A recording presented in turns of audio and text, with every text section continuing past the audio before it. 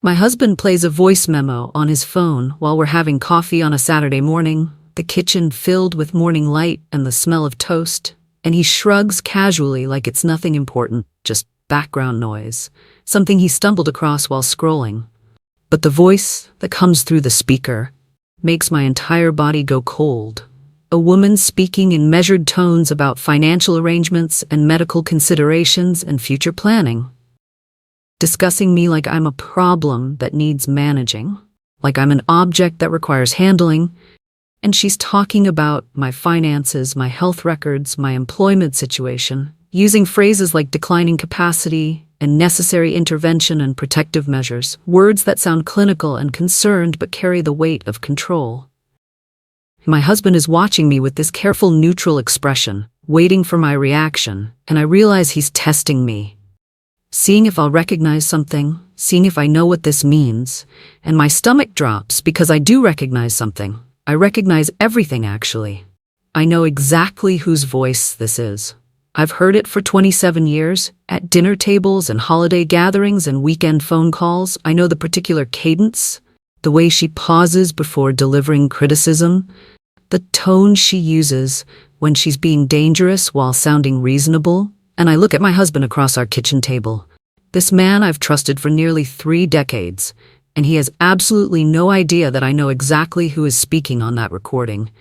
No idea that I recognize his mother's voice as clearly as I recognize my own, and I keep my face carefully blank while my mind races, and I take a sip of coffee to buy myself time, and I say nothing, because right now silence is the only weapon I have. Let me tell you who I am because this story requires context. My name is Nora Hammond, I'm 54 years old, and I've been married to Paul Hammond for 27 years. 27 years of what I thought was partnership, what I believed was trust. And we built a quiet suburban life together, nothing dramatic or extraordinary, just steady and reliable. I work as a financial coordinator at a medical practice, same job for 16 years. Good benefits, respected position. I manage our household finances because I'm better with numbers. I maintain our home. I keep relationships with both our families, even when it's difficult, especially when it's difficult. And Paul's mother, Helen, has been part of our lives since the beginning, always present, always offering opinions, always suggesting better ways I could do things, better ways I could support her son. And I've tolerated it, absorbed it, smiled through passive comments about my cooking and my career choices and my inability to give her grandchildren. Let it roll off because that's what you do with difficult in-laws. You accommodate, you bend, you maintain peace. And Paul always said his mother meant well, that she just worried, that I was too sensitive to her comments. And I believed him, or I chose to believe him, because believing was easier than questioning, easier than seeing what was actually happening. But sitting here now with that voice memo still echoing in my head, with phrases like protective oversight and financial management hanging in the air between us, I understand that my trust just cracked. Not broke entirely, not yet, but cracked enough to let doubt seep in. And I'm looking at my husband wondering how long this has been happening, wondering what else I don't know. I tell Paul the voice sounds familiar, keeping my tone light and curious, not accusatory. Just interested, and he laughs. Actually laughs, waving his hand dismissively and saying, I'm imagining things, that it's just some random consultation recording he came across, work-related, nothing to do with us. And I press gently, asking whose consultation, what kind of work. And he gets vague, says it doesn't matter, says I'm reading too much into a meaningless audio file, and then he does something that makes my blood run cold. He uses specific words, calls me emotional, says I'm being sensitive again, tells me I'm getting paranoid over nothing. And those exact words, that exact phrasing, I've heard it before. Not from him originally, but from her, from Helen. She's been saying I'm too emotional for years, too sensitive, too quick to take offense.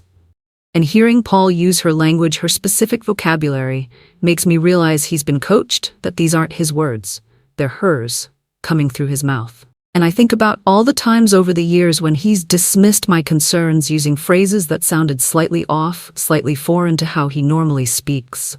And I wonder how long she's been feeding him scripts, how long he's been repeating her assessments of me. And I don't argue, don't defend myself, just nod and say, maybe I am being silly. And I watch relief cross his face. Watch him relax because he thinks I accepted his explanation. Thinks I let it go, but I didn't let anything go. I'm holding it tighter than ever. I'm just holding it quietly where he can't see. That night I lie awake while Paul sleeps beside me, his breathing steady and undisturbed, and I replay the recording in my head over and over. Not the words so much as the sound, the cadence, the rhythm, the particular way that voice moves through sentences. And I know that voice. I know it better than I know most things in my life. I've listened to it across dinner tables at Thanksgiving, on speakerphone during Sunday calls, in our living room during visits, and it's Helen, absolutely, definitely Helen. And what terrifies me isn't just that I recognize her, it's that she was discussing me with such clinical detachment, like I'm a situation that needs resolution, a problem that requires management, talking about my finances and health like she has any right to those details, any access to that information. And I think about the specific phrases she used, protective measures and necessary intervention, language that sounds like care but means control. And I wonder who she was talking to in that recording, whether it was Paul or someone else, a lawyer maybe, a financial advisor, someone who helps families take control of relatives they've decided can't manage themselves. And the phrase declining capacity keeps circling in my mind, because that's not true. There's nothing declining about me. I'm healthy, mentally sharp, financially stable. I manage complex medical billing at work. I handle our household finances competently. So where did that assessment come from? Why would anyone think I need protection or intervention, unless they're creating a narrative, building a case? And the thought makes me cold all the way through. The next morning, I ask Paul if I can hear the recording again. Casual question over breakfast, and I watch something flicker in his eyes, hesitation maybe, or calculation, but he pulls out his phone and plays it. And this time I listen not to the voice, but to the content. Really listen to what's being discussed. And there are references to power of attorney, to temporary oversight of financial accounts, to medical decision-making authority, phrases about avoiding conflict and minimizing upset, about handling things quietly and efficiently. And they're discussing taking control, legal control, of my life, my money, my health care. They're planning to strip my autonomy while framing it as concern. And the voice on the recording says we need to move carefully, we need documentation, we need to establish pattern of behavior that supports intervention. And I'm sitting there with my coffee cup shaking in my hands, understanding that this isn't theoretical. This isn't just conversation, this is an actual plan. They're building something, preparing something, and Paul is watching me again with that careful expression. And I ask when this was recorded, keeping my voice steady. And he says recently, just last week, but I know that's a lie. I can hear it in his voice, see it in how his eyes slide away from mine, and I realize he's been sitting on this recording, maybe listening to it multiple times, maybe using it as a guide, and I'm not supposed to know. I'm not supposed to, and I'm supposed to be the confused emotional woman they're protecting from herself. And I nod and say, okay, and finish my breakfast like nothing fundamental just shifted in my understanding of my marriage. I ask Paul again when the recording was made, more directly this time, and he hesitates for just a second too long before answering, and the lie comes out smooth and practiced. He says it was recent, maybe 2 weeks ago, something he saved for work reference. And I know it wasn't 2 weeks ago, because I heard background noise in the recording. Helen's kitchen sounds, her specific clock chiming, the one that chimes every hour. And I remember that clock stopped working 3 months ago. She mentioned it during our last visit, complained about needing to get it fixed, which means that recording is at least 3 months old, possibly older, and Paul has been carrying it, maybe listening to it, definitely keeping it from me. And when I point out the clock sound, he looks startled. Actually startled, like he didn't expect me to notice details, didn't think I'd pay that much attention. And he recovers quickly, says he must have gotten the date wrong, but the damage is done. I've caught him in a clear lie, and he's protecting someone, protecting his mother, choosing to lie to me, rather than admit she's been planning something involving my life, my autonomy, my future. And I think about all the times over the years when he's protected her, defended her, made excuses for her behavior toward me. How he always positions himself as the mediator, the peacekeeper, but really he's just on her side, has always been on her side. And I'm the outsider in my own marriage, the person they're managing rather than partnering with. And I don't push harder, don't call out the lie directly, just say okay and let him think I accepted it. Because I'm learning that in this situation, information is power and confrontation is weakness. I think back through years of comments Helen has made, casual observations that felt like criticism, suggestions that felt like judgment, and I start seeing patterns I ignored before. She's always been interested in my money, asking about my salary, about our savings, about my retirement accounts, framing it as motherly concern but always probing for specifics.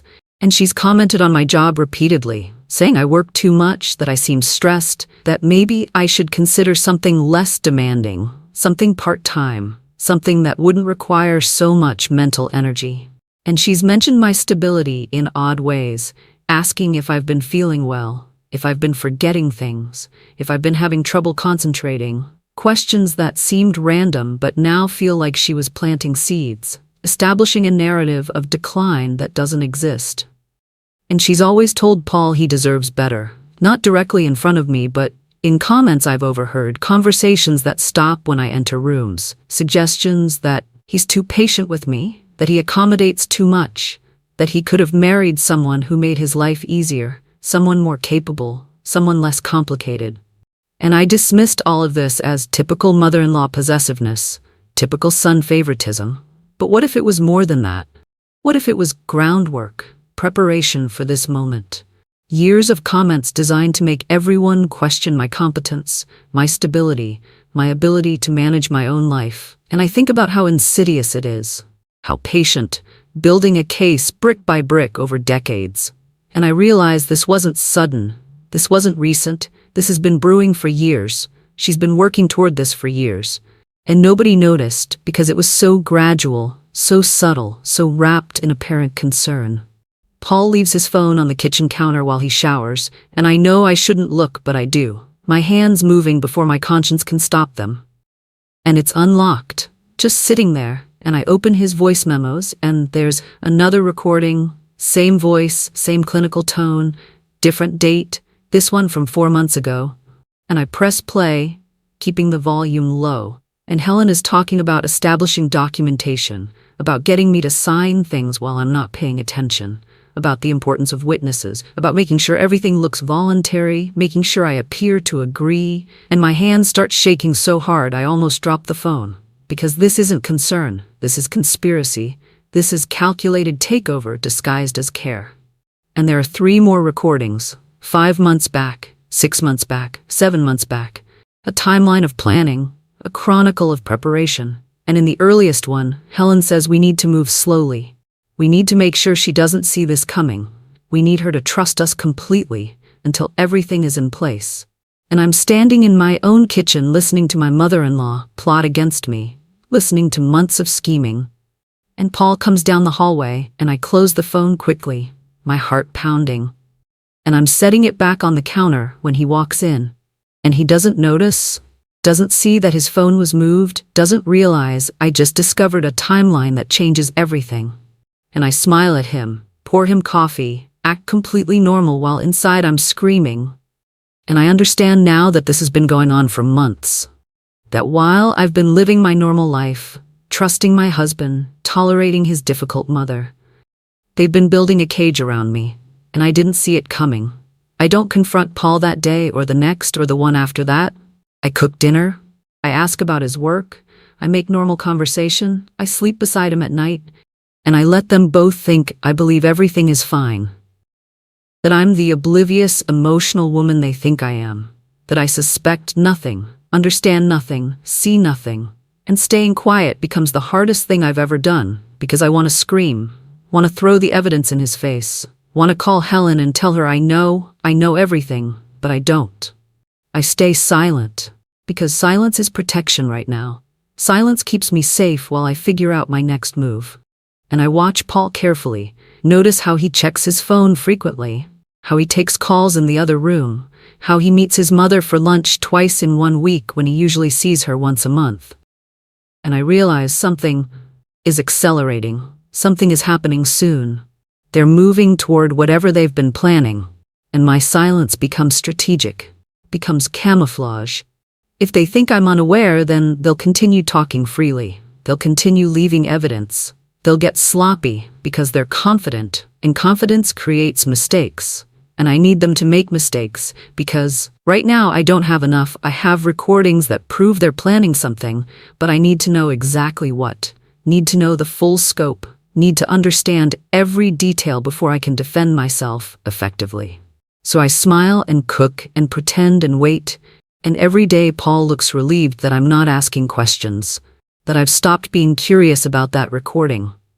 And his relief is permission for them to continue, and I give them that permission deliberately. I request my own records because I need to know what they have, what they might be using to build their case. So I contact my doctor's office and request complete medical records. I contact my bank and request all account activity and documentation. I contact HR at work and request my personnel file and performance reviews. And I go through everything systematically, looking for anything that could be interpreted as decline or instability or incompetence, and I find nothing. My medical records show I'm healthy, no cognitive issues, no mental health diagnoses, no prescriptions for anything that would suggest instability. My financial records are clean, no erratic spending, no missed payments, no concerning patterns. My work performance reviews are consistently excellent. No warnings, no concerns, no documentation of problems, and I sit with all these papers spread across the dining room table while Paul is at work. And I realize their case against me is built on air. There's no foundation for intervention, no justification for taking control, which means they're either planning to fabricate documentation or they're planning to force a crisis, create a situation that makes me look unstable. And the thought terrifies me. Because if they can't find real evidence, they'll manufacture it. And manufactured evidence is dangerous because people believe it, courts believe it, and once protective measures are in place, they're almost impossible to undo. So I make copies of everything, every clean record, every positive review, every indication of competence and stability, and I store them somewhere Paul can't access, somewhere Helen doesn't know about, because these documents are my defense. They're proof that I'm fine, and if anyone tries to claim otherwise, I'll have evidence to counter their lies. We have dinner at Helen's house on Sunday. Paul insists we go, even though I try to find excuses, and we're sitting around her dining table, just the three of us. No other family, as a buffer, and she's talking about family responsibility, about looking out for each other, about how important it is to make sure everyone is taken care of. And then she says it, calm and casual, like she's discussing the weather. She says we just want what's best for everyone involved. And she glances at Paul when she says it, not at me, like I'm not part of everyone, like decisions about everyone don't include my input. And Paul nods in agreement, and I'm sitting there with my fork frozen halfway to my mouth, understanding that they're having a conversation I'm not part of, using coded language they think I won't understand. And Helen continues talking about planning and preparation, about how smart families make arrangements before they're needed, how they set up systems that protect vulnerable members. And vulnerable is code for me. I'm the vulnerable member who needs protecting, except I'm not vulnerable. I'm capable and healthy and managing my life perfectly well. But in their narrative, I'm declining. I'm unstable. I'm someone who needs to be managed. And I watch them exchange looks across the table, watch them communicate in glances. And I realize they've been doing this for months, maybe years, having parallel conversations in front of me, using language I wasn't supposed to decode. And I take a bite of food and smile and nod. And inside I'm cataloging every word, every glance, every coded phrase. Because all of this is evidence. All of this proves they're coordinating, planning together, treating me like an obstacle rather than a partner. Helen speaks again later that evening. We're having coffee in her living room and she's talking about Paul's childhood, stories I've heard before. And then she says something about how important it is to recognize when people need help, even when they don't realize it themselves. And the sentence structure is exact. The specific phrasing is identical to something I heard in one of those recordings. Word for word, recognize when people need help, even when they don't realize it themselves.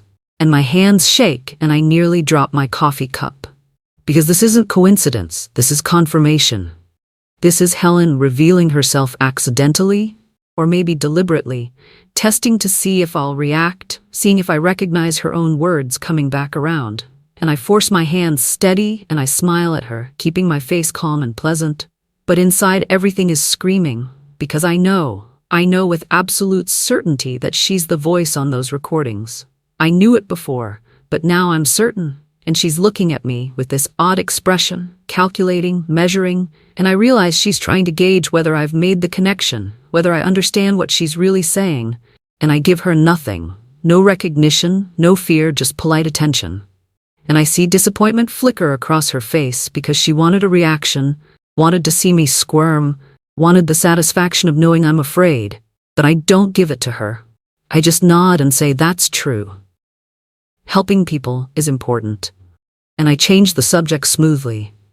And later in the car, Paul says his mother thinks I seem tired tonight, distracted. And I know she's already reporting observations, already building documentation of my decline.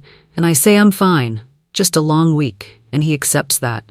And I stare out the window thinking about how she revealed herself, how she couldn't resist using her own words, and that arrogance will be her weakness. The next morning I'm having coffee with Helen alone. Paul suggested we spend time together, probably coached by her to create more observation opportunities.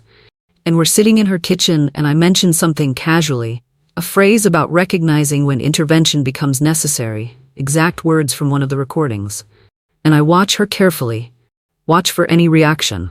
And her eyes flicker, just for a second, just the smallest widening before she controls it. But I saw it. I caught it. She recognized her own words coming from my mouth. And now she knows something has shifted. Knows I might be more aware than they thought. And she recovers quickly, asks what I mean by that, playing innocent. And I shrug and say, just something I read somewhere, thought it was interesting. And I change the subject. But the damage is done. The seed is planted. She knows I know something. She just doesn't know how much. And for the first time in this entire situation, I see uncertainty in her expression, see her calculating, trying to figure out what I've discovered, how much danger I pose to their plan. And I keep talking about normal things, gardening and recipes and neighborhood gossip, completely calm, completely casual, but underneath I'm watching her watch me. Both of us measuring, both of us calculating. And when I leave, she hugs me at the door like always, but her grip is tighter, her smile is harder, and she says we should talk soon. Really talk. And I say, of course, anytime. And I walk to my car, knowing that I just declared war quietly, knowing that she knows I'm not as oblivious as they believed. And the dynamic has shifted. The power has balanced slightly. And she's going to have to recalculate her approach now that she understands I'm paying attention. That evening, Paul suggests I should slow down at work, take some time off maybe, reduce my hours. And he frames it as concern for my health. Says, I seem stressed lately, seem overwhelmed, and he offers to handle things, handle what things I ask, and he's vague, just things, finances, appointments, decisions. He could take more responsibility, he says, lighten my load, and I recognize this language. This is part of the plan. This is them moving pieces into position, trying to get me to voluntarily step back from managing my own life. And if I agree to let him handle finances, that gives him access and control. If I agree, I'm overwhelmed. That creates documentation of instability. Every agreement becomes evidence they can use later. And I tell him I'm fine, work is fine, I don't need time off. And I see frustration flicker across his face, because I'm not following the script, not accepting the help they're offering. And he pushes a little harder, says maybe we should see a financial advisor together, someone who could help us organize things better. And I know if we see an advisor chosen by him or Helen, they'll be part of this. There'll be another voice documenting my supposed decline, building the case for intervention. So I say we don't need an advisor. Our finances are perfectly organized. I handle them well. And Paul says that's exactly the problem. I shouldn't have to handle everything alone. And I realize the trap. If I handle things, I'm taking on too much and seem overwhelmed. If I don't handle things, I'm incompetent and need oversight. There's no winning position. Every choice they're offering leads to the same outcome. Them in control and me dependent, and I tell him we'll discuss it later, and he looks dissatisfied, but he drops it. And I understand the pressure is going to increase. I speak to someone neutral about what's happening. Not a lawyer yet, because lawyers create escalation, and I need to understand my options before I escalate. Not a friend, because friends are emotional and I need practical guidance. I reach out to a professional advocate, someone who works with people experiencing family coercion. And I explain the situation carefully, the recordings, the planning, the pressure, and they listen without judgment. And when I finish, they say, document everything. Document every conversation, every pressure point, every suggestion that you're declining, every attempt to gain control. Write it down with dates and details. Save messages. Keep evidence. But do nothing else yet. Don't confront. Don't react. Don't let them know you're building a defense. Because the moment they know you're defending yourself, they'll accelerate their timeline. They'll force the crisis they've been planning. And your best protection right now is appearing cooperative while quietly securing your position. And they explain that what Helen and Paul are doing has a name. It's called undue influence. It's a recognized form of coercion, where family members manipulate someone into giving up autonomy. And it's often used against elderly people or people perceived as vulnerable. And the key to fighting it is documentation. Proof that you're competent, proof that you're being pressured, proof that their narrative is false. And I leave that meeting with a plan, not a dramatic plan, not a confrontational plan, just a steady, methodical plan to document and protect and prepare. And for the first time since I heard that recording, I feel like I have some control, some direction, and I start keeping a journal, writing down every conversation, every pressure point, every coded phrase, building my own timeline to counter theirs. They present their proposal on a Wednesday evening, both of them together, Paul and Helen, sitting me down in our living room like this is an intervention. And they've prepared documents, actual legal documents, power of attorney forms, healthcare proxy forms, and they frame it as sensible planning, just in case something happens, just to be prepared. Temporary authority, they say, temporary changes, they emphasize.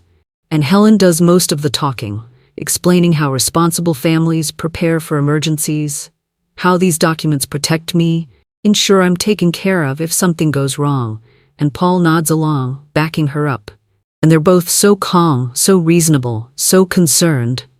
And if I didn't know about the recordings, didn't know about the months of planning, didn't understand what this really is, I might believe them, might sign these papers thinking I'm being responsible. But I do know, I do understand. And I look at these documents and I see exactly what they are. They're the culmination of everything they've been building. Sign these papers, and I give them control of my medical decisions, my financial accounts, my legal affairs, and temporary never is. Temporary becomes permanent. Once they have that authority, they'll use it to lock me out of my own life. And I look at Paul and Helen sitting there with their concerned faces and prepared documents. And I understand this moment is the trap closing. This is what they've been working toward for months. And I have to decide right now how to respond, whether to sign or refuse, whether to confront or continue pretending, and my heart is pounding, but my voice comes out steady. I say no, and the word drops into the living room like a stone into still water, sending ripples of shock across both their faces. And I say it calmly, politely. I appreciate the concern, but I don't feel comfortable signing these documents right now. Maybe later when I've had time to review them with my own attorney. And Helen's face tightens, the concerned expression slipping just slightly, and she says there's nothing to review. These are standard forms. Everyone has them. And I say I understand, but I prefer to wait. And Paul looks between us, uncertain now. And he tries a different approach. Says, Mom spent a lot of time preparing these. The least I could do is consider them seriously. And I say I am considering them. That's why I want my own legal review. And Helen's tone changes, drops the soft, concerned quality and takes on something harder. She says I'm being difficult, unnecessarily complicated, that this resistance is exactly the kind of instability they're worried about. And there it is. There's the threat. If I don't cooperate, I'm unstable. My refusal becomes evidence of the very thing they're claiming. And I look at her directly, and I say, I'm not being unstable. I'm being careful. And there's a difference, and Paul says I'm making this harder than it needs to be. And I say no. They're making this harder by pressuring me to sign legal documents I haven't reviewed. And the conversation deteriorates from there. Voices rising slightly, frustration showing through the practiced concern. And finally Helen stands and says she's disappointed, that she expected better from me. And I don't respond, just watch her leave, and Paul follows her out to the driveway, and through the window I see them talking intensely. Helen gesturing, Paul nodding, and when he comes back inside, his face is different, harder. And I know this refusal has consequences. 2 days later, Paul plays the recording again, deliberately. He takes out his phone and finds the voice memo and plays it in the kitchen, loud enough that I have to hear it, and he's smug now. Confident. The concerned husband act dropped partially, and he says this proves nothing. It's just conversation, just planning. Nothing illegal or wrong about family discussing family matters, and he's trying to intimidate me, trying to make me understand that they have power, they have planning, they have coordination, and what do I have? And he's waiting for me to be scared, to back down, to agree to their documents, but instead I look at him and I say very calmly, I know who that is. And he freezes, actually freezes mid-motion. And he says what? And I repeat it, I know who that voice is. I recognize it. I've known since the first time you played it, and I watched the color drain from his face, because this wasn't supposed to happen. I wasn't supposed to recognize anything. Wasn't supposed to make the connection.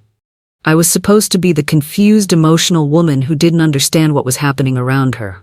And he tries to recover, says I'm imagining things, I'm being paranoid again, but his voice lacks conviction now. And I say, it's your mother, Paul.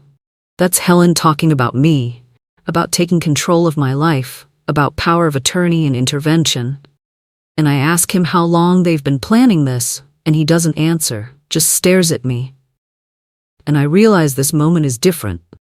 This is the first time I've confronted directly. The first time I've dropped the pretense of ignorance. And the power in the room has shifted. And he doesn't know what to do with a wife who knows, who understands, who isn't playing her assigned role anymore. They both deny it, of course. Paul immediately calls his mother, and she comes over within an hour. And they sit together on the couch facing me like a unified front. And they say I'm being dramatic. I'm hearing things that aren't there. I'm making connections that don't exist. And Helen says her voice sounds like thousands of other women. I'm projecting my suspicions onto innocent conversations. And Paul backs her up, says I'm being paranoid, exactly what they've worried about. This kind of unreasonable behavior is concerning. And they're gaslighting me now. Openly, confidently, trying to make me doubt what I know, what I heard. And I don't argue, don't defend, don't try to convince them that I'm right, because that's what they want. They want me emotional and defensive, want me to seem unstable. So instead I stay quiet and calm. And I wait for them to finish, wait for them to run out of denials and explanations. And when they finally stop talking, I look at Helen directly. And I ask one question. Just one. And I make it very specific, very focused. And I say, tell me, Helen, when did you say that families need to recognize when people need help even when they don't realize it themselves? And I use the exact phrasing, the exact structure, and I watch her face very carefully, watch her process the question, watch her realize what I'm doing. And she says she doesn't recall saying that. And I say, are you sure? Because you said it 3 days ago in your living room. And I repeat the sentence again, word perfect. And I ask her to explain how she doesn't remember saying something 3 days ago. And Paul is looking between us, confused. And Helen's face has gone very still. I repeat the sentence a third time, slowly, clearly, word for word as it appears on the recording. Recognize when people need help, even when they don't realize it themselves. And I tell her I found it interesting that she used those exact words on Sunday evening, the same exact structure and phrasing that appears in a recording from 4 months ago. And I ask her when she first said that sentence, and she's frozen now. completely frozen, because she understands what's happening. Understands that I not only recognized her voice, but I've listened carefully, analyzed the content, identified specific phrases, connected multiple recordings across months. And she can't explain this. Can't explain why her casual conversation matches scripted recordings unless she admits she's the one on those recordings. And Paul is starting to understand too. I can see it in his face, see him hearing his mother's words, actually hearing them now instead of just accepting them. And he looks at her and he says, "Mom," and there's a question in his voice, uncertainty. And she tries to recover, tries to say, lots of people use similar phrases, it's just common language, but her voice is shaky now, the confidence cracked, and I stay calm. Stay quiet, let the question hang in the air. Let them both sit with what this means. And Paul says, "Mom," again, louder this time, "did you?" And he can't finish the sentence. Can't ask if she's been planning to take control of his wife. Can't voice what he's starting to understand. And Helen stands up abruptly and says she doesn't have to explain herself. She was trying to help, trying to protect her son from a difficult situation. And there it is. There's the admission, not a full confession, but enough. Enough that Paul's face changes completely. My husband looks between us back and forth, his mother standing defensive and defiant, me sitting calm and certain, and I can see him processing, really processing for the first time, hearing his mother's voice, her cadence, her rhythm, her specific phrasing, and comparing it to the recordings he's been carrying on his phone, the recordings he thought were just conversation, just planning, just preparation. And his face changes, the color rising in his cheeks, the understanding settling in his eyes. And he says, "Mom," again, but different this time, with realization instead of question. And Helen sees it too, sees she's losing him, and she pivots immediately, turns to him and says, "Paul, honey, you know I was only trying to help, trying to protect you from making a mistake, from being trapped in a situation that wasn't healthy." And she's talking about me like I'm not in the room. Talking about our marriage like it's a problem she's solving. And Paul stands up, actually stands up from the couch, and he's staring at his mother, and he says, "You've been planning to take control of her life? Planning to make me think she was unstable? Planning this for months?" And Helen tries to justify it, says Nora needed guidance, needed oversight, that she could see problems I couldn't see. And Paul says, "What problems? Specifically what problems?" And Helen can't answer. Has no specifics, just vague claims about stress and overwhelm and concerning behavior. And Paul looks at me and I see something break in his expression. See him realize he's been coached, manipulated, fed a narrative that he accepted without question because it came from his mother, and he asks me how long I've known. And I tell him the truth. Since the first recording, since that Saturday morning. And his face crumbles, because he understands now that I've been watching him lie. Watching him protect her, watching him choose her version of reality over mine.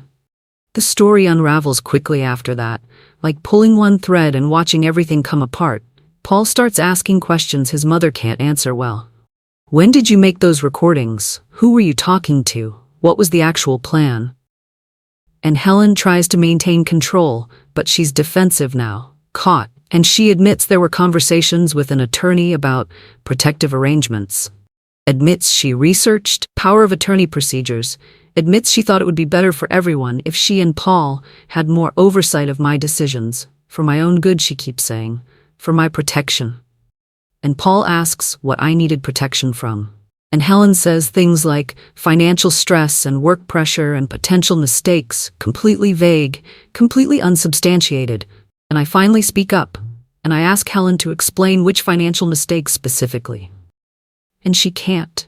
I ask her to name one concerning behavior she's actually witnessed, and she describes me being tired, being distracted, being emotional, and I look at Paul and I say, those aren't concerning behaviors. Those are normal human experiences. And Helen has taken normal life and turned it into a narrative of decline. And Paul sits down heavily, and he says, I've been saying exactly what you told me to say.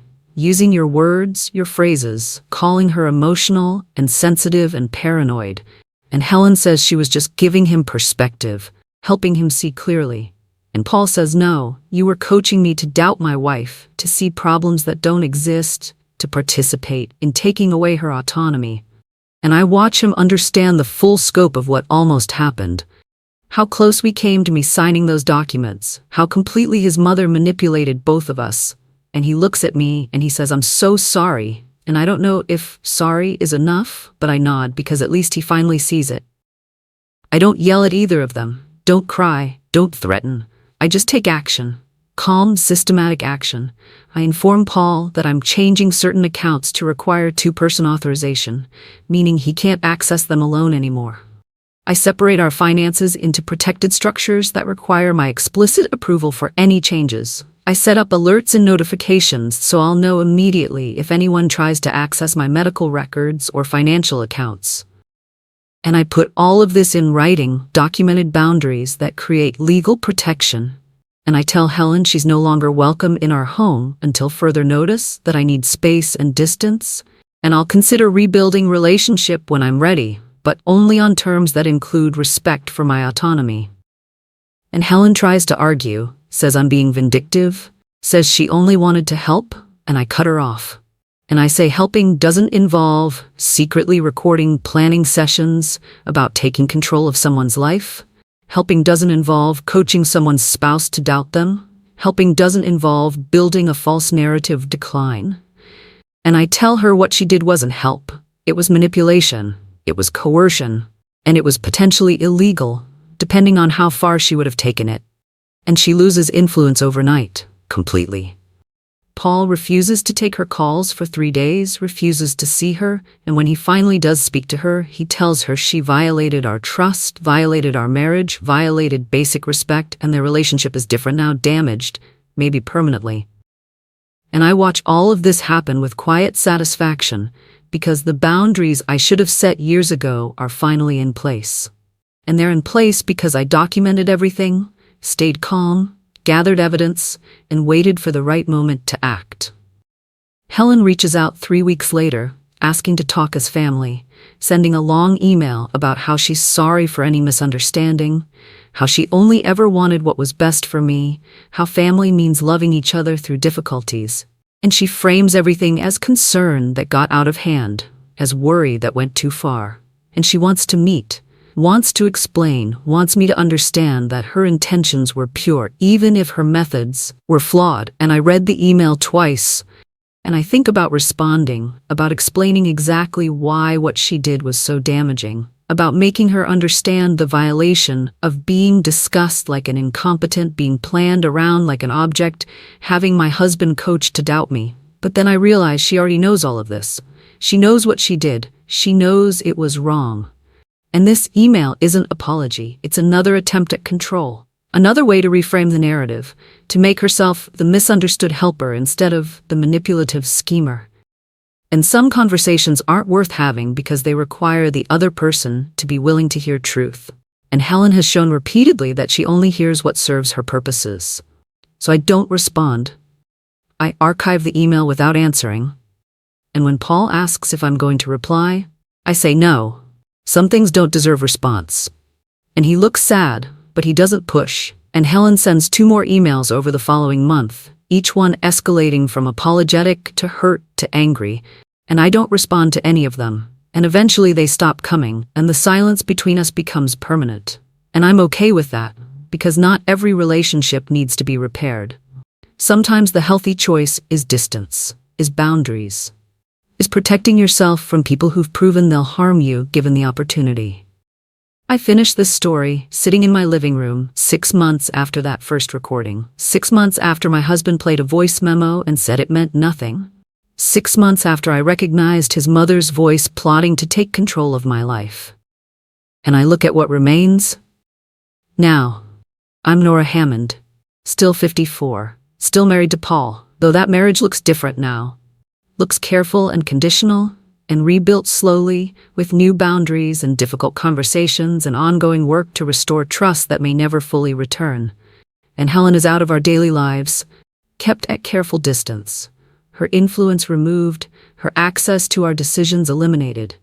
And Paul understands now what he almost participated in, what he almost helped happen, and he's working to make amends, But amends don't erase the fact that he chose his mother's word over mine for months, that he carried recordings of her planning my diminishment and never questioned whether her narrative was true.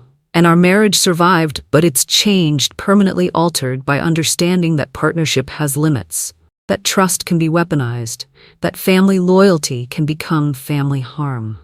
And I think about those recordings, about Helen's voice discussing me like I was a problem needing solution. And I think about how I stayed quiet, gathered evidence, documented everything, waited for the right moment to reveal what I knew.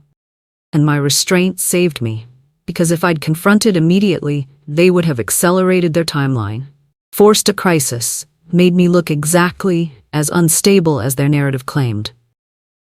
But by staying calm, I maintained credibility. By documenting, I created proof. By waiting, I gave them time to reveal themselves completely. And people underestimate silence, underestimate patience, underestimate the power of knowing and not showing. And I learned that the best defense isn't always confrontation. Sometimes it's observation. Sometimes it's letting people expose themselves while you quietly build your case. And if you're reading this, experiencing something similar, family members discussing you without your knowledge, plans being made about your life without your consent, pressure to sign documents you don't understand, recognize that you're not alone. This happens more often than people admit. And your best protection is documentation. Calm documentation of every conversation, every pressure point, every attempt to undermine your autonomy. And getting advice from someone neutral who understands coercion, because isolation is their weapon. Making you doubt yourself is their strategy. But knowing what's happening and building evidence is your defense. And remember that refusing to sign something doesn't make you difficult. Setting boundaries doesn't make you unstable. Protecting your autonomy doesn't make you unreasonable. These are healthy responses to unhealthy pressure. And my husband said the recording meant nothing. But it meant everything. Everything about who could be trusted and who couldn't. Everything about what happens when family love becomes family control. Everything about recognizing danger in soft voices and concerned faces. Because I recognized the voice on that recording. Recognized it immediately and completely. And that recognition saved my life as I knew it, saved my autonomy, saved my future. Because recognition is power when other people think you're oblivious. And sometimes the most important thing you can do is hear clearly, remember carefully, and act strategically when the time is right.